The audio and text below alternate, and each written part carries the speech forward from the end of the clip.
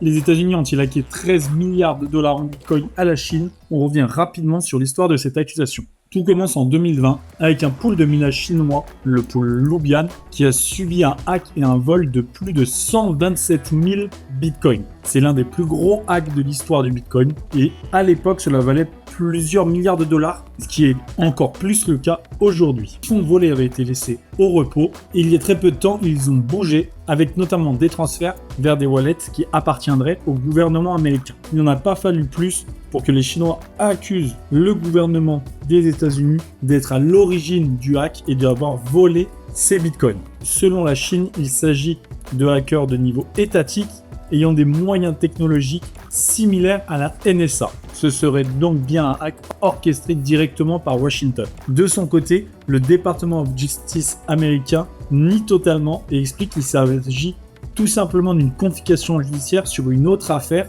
que ce sont des bitcoins qui ont été récupérés lorsqu'ils ont fermé un réseau d'escroquerie international lié notamment à Chen Zi, un homme d'affaires chinois. On se rend bien compte qu'au-delà de l'affaire financière, c'est une affaire géopolitique qui se joue là. Et actuellement, rien n'a été prouvé, que ce soit le fait que les États-Unis aient volé ou que la Chine mente sur ces accusations. Mais cela montre bien que le Bitcoin est toujours plus au centre de conflits et de discussions géopolitiques internationales. On reste dans le mining en vous rappelant la prévente du PP-Node qui propose le Mine to Earn Memecoin. Le PP-Node, c'est donc un memecoin qui va proposer, sans avoir besoin de grosses infrastructures, tout se fait en ligne sur des serveurs. Vous pouvez avoir des nodes de minage et développer le Mine to Earn Memecoin qui vous permettra donc d'obtenir des PP-Nodes, mais aussi tous les memecoins plus connus. C'est un projet vraiment intéressant sur lequel on avait déjà fait une vidéo que vous pouvez retrouver sur notre chaîne. Et la prévente se passe très très bien avec plus de 2 millions de dollars levés.